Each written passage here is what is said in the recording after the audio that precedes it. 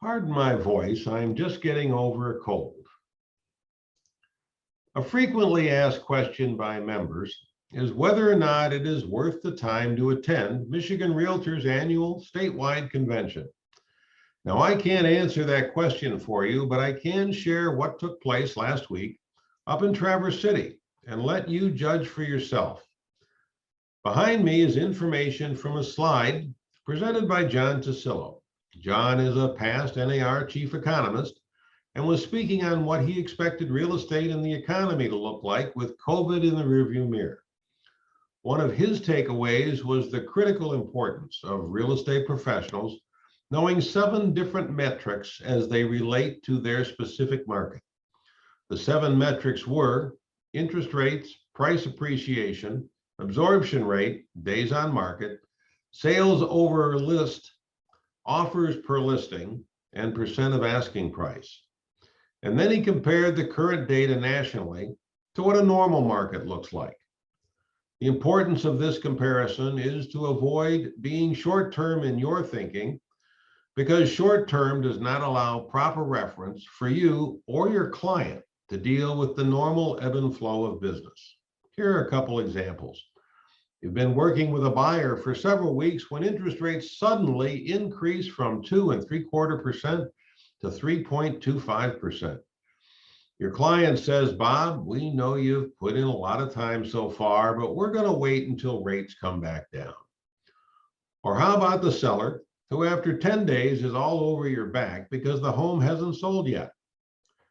And while there are all sorts of dialogues available to deal with both scenarios, if you don't know what normal is, and unless you know the facts, your once friendly client can easily become less so.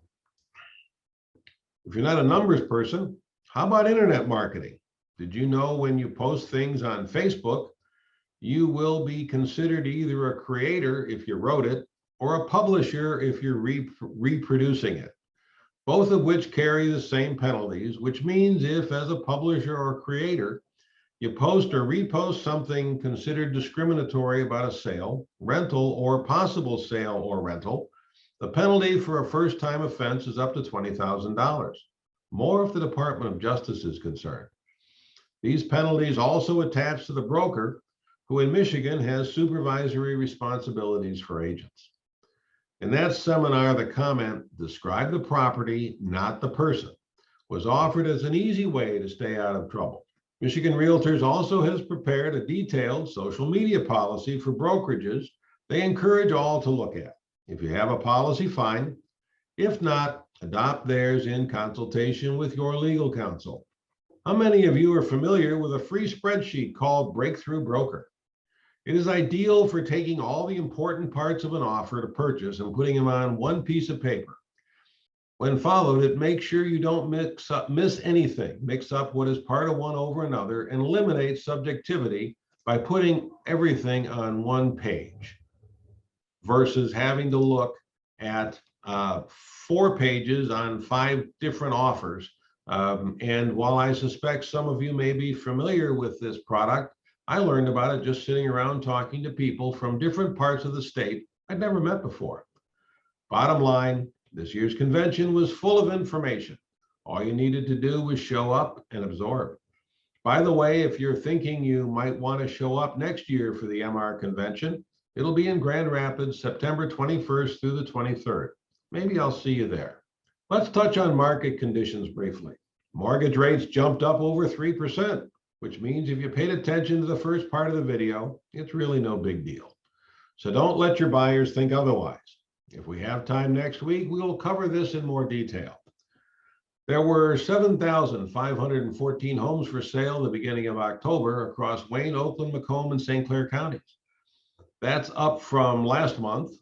Also in September of this year, you continued to sell more homes than in September of 2019, and only a little bit less than September of 2020. Bottom line, the market remains strong and is expected to stay so into 2022.